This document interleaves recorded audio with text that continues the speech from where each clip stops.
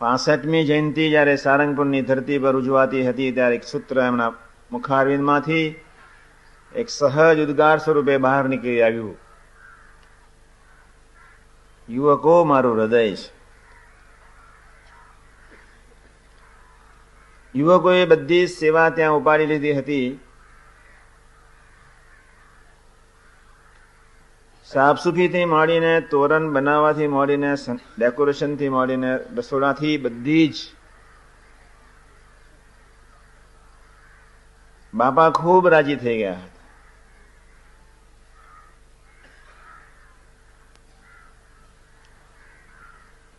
સૌને ખૂબ આશીર્વાદ આપ્યા હતા. મહંત સામે અમે કોઈ સાધુ નહીં. તે સાલથી બાપાએ શરૂઆત બી કરી દીધી કે હવે સૌને બનાવવા છે.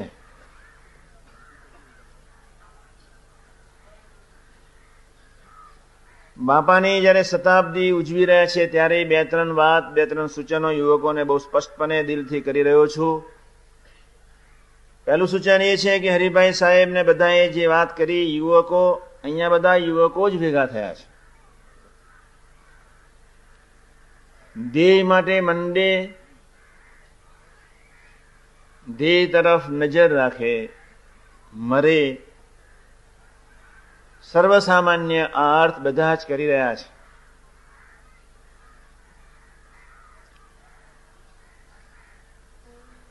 શેક્સપિયરે વર્ષો પહેલા એક જ વાત કરી હતી,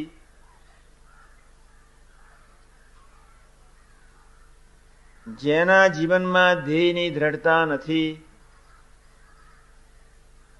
એ માણસ મરદા સમાન છે.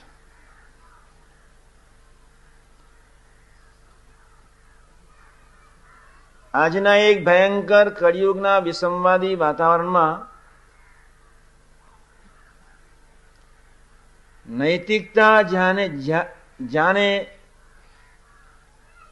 અભરાય ઉપર પહોંચી રહી હોય ત્યારે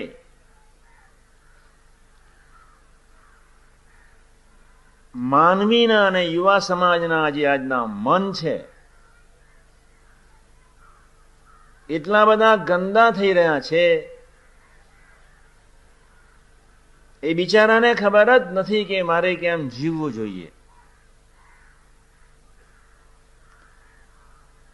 ગામે ગામ અમે ફરીએ,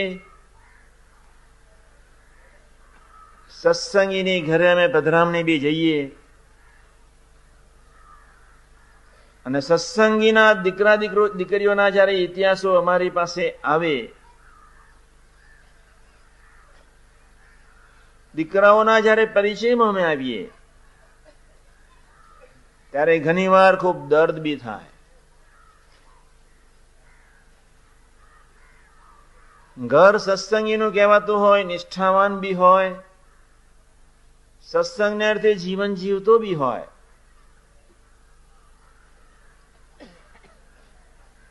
કોઈ સત્સંગની કચાશને લઈને કોઈ સંસ્કારોની રક્ષા જયારે કુટુંબમાં ન દેખાય. માનવીનું જીવન કોઈ મરવા માટે તો નથી જ, સુખી થવા માટે છે. તમે બધા જે ભેગા થયા છે એની પાછળની ભાવના એક જ છે, સુખિયા થવું છે. બીજો કોઈ હેતુ નથી. સુખ શું ચીજ છે એની ખબર નહીં હોય એ વસ્તુ જુદી છે. સુખિયા થવું છે એ હકીકત છે, તે માટે આપણે સૌ ભેગા થયા છે. સંસારમાં સુખ નથી એ તમારા આત્માને, ઈવન દુનિયાની કોઈ પણ વ્યક્તિના આત્માને ખબર તો છે જ કે આ દુનિયામાં, સંસારમાં કોઈ વ્યક્તિ સુખી નથી.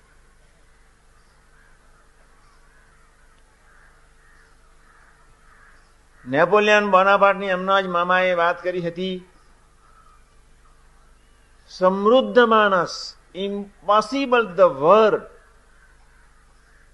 should not be existed in the dictionary of Napoleon. એ બહુ સ્પષ્ટપણે કહેતો હતો કે અશક્ય શબ્દ મારી ડિક્શનરીમાં છે જ નહીં. અંતિમ શ્વાસમાં એટલી જ પ્રભુને પ્રાર્થના કરી કે હે પ્રભુ, તે મારી જિંદગીમાં 7 દિવસ શાંતિના ના આપ્યા. એક બાજુ એ વાત બિચારો એવું કરતો હતો કે અસત્ય શબ્દ મારી ડિક્શનરીમાં નથી. બીજી બાજુ એને દર્દથી પ્રાર્થના બી કરી કે 7 દિવસ મારા જીવનમાં તે શાંતિના ના આપ્યા. હમણાં જ થોડા દિવસો પહેલા 2400 કરોડ રૂપિયા જેની બેંકોમાં જમા, એ 3 વર્ષની એક નાની બાળકીને છોડીને ઝેર લઈ લીધો. એની નામની મને ખબર નથી. દવે સાહેબે જમના જ વાત કરી હતી મને. હું જયારે 87માં અમેરિકા ગયો ત્યારે મામા બધું ઇતિહાસ લિસ્ટ રાખે. 25 મલ્ટી મિલિયનર, કરોડોપતિ, કઈક ઓફિસર, વૈજ્ઞાનિક, એવા પૈસા પાત્ર માણસોએ જાતે જ બુલેટથી આપઘાત કર્યા. આ વાતને બહુ છંછેડવાની જરૂર નથી. યુવા સમાજ બહુ સ્પષ્ટપણે સમજી લે કે દુનિયાની કોઈ વ્યક્તિ સુખી નથી. આપણે જયારે ખરેખર સુખી થવા માટે સત્સંગ કરીએ છીએ ત્યારે આપણા જીવનમાં 2-3 ચીજ સહજ હોવી જોઈએ જ. શિબિરમાં તમને બધાને લઈ આવવા પાછળની ભાવના, એક સમાગમે કરીને તમારા જીવનમાં એક વિવેક પ્રગટે. હું વચનામૃત પ્રથમ 18 અને 16ની વાત ખૂબ કરું છું. એક વાત સાંભળી લેજો કાન ઉઘાડા રાખીને. 1957 કે 6 હશે, 56-57ની સાલની એ વાત. વડોદરાની ધરતી પર યોગીજી મહારાજને ઓળખનાર ખાલી ફક્ત 5 જ ઘર હતા. સૌરાષ્ટ્ર એક્સપ્રેસમાં અમારે બોમ્બે તરફ બાપા જઈ રહ્યા હતા. અમે બધા યુવકો ત્યાં પહોંચી ગયા હતા. વેઇટિંગ રૂમમાં, ફર્સ્ટ ક્લાસની રૂમમાં સ્વામીજી ખુરશી પર બેઠા હતા. 10 યુવકો, બધા આખા શરીર, 2 યુવકો માથા ઉપર, 2 યુવકો હાથ પર, 2 યુવકો કેડ પર, પગ ઉપર, પંજા ઉપર. 10 યુવકો સ્વામીજીનું પગ, આખું શરીર અમે ધીમે ધીમે દાબી રહ્યા હતા. એટલામાં સ્ટેશન માસ્ટર આવ્યા અને સ્વામીજી યાર્ડમાં સૌરાષ્ટ્ર એક્સપ્રેસે એન્ટ્રી લીધી. સિગ્નલની અંદર તમે બહાર આવો, આપણે ફર્સ્ટ ક્લાસનો કમ્પાર્ટમેન્ટ જ્યાં ઉભો રહેવાનો છે ત્યાં આપણે જઈએ. સ્વામીજી બહાર આવ્યા. 4 યુવકો આગળ હતા, 2 યુવકોએ હાથ ઝાલ્યો હતો, 4 પાછળ હતા. લેડીઝ ન અડી શકે. ખૂબ ધ્યાનથી સ્વામીજીને અમે લઈ એ જગ્યા ઉપર પ્લેટફોર્મ પર જયારે લઈ જતા હતા ત્યારે એક બહેનોનું ટોળું ત્યાંથી એક એન્ટ્રી લીધી. 25 હશે. 4 યુવકો જે આગળ ચાલતા હતા, જે બાપાને સ્પર્શ ન કરી જાય એ રીતે વ્યવસ્થા કરનારી છોકરા જયારે આગળ ચાલતા હતા ત્યારે ચાલતાની સાથે જ એ લોકો સ્થિર થઈ ગયા. સાંભળજો, 2-5 સેકન્ડ ઉભા રહ્યા. વૃત્તિઓ બધાની બહેનો તરફ પહોંચી ગઈ. બાપા ત્યાં જ ઉભા રહ્યા. બાપાએ 5-4 ને બોલાવ્યા.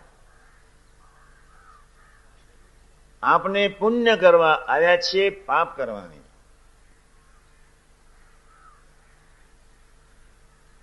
પછી સ્વામીજીએ એક્સપ્રેસ આવ્યો એટલે ફર્સ્ટ ક્લાસમાં બેસાડી દીધા.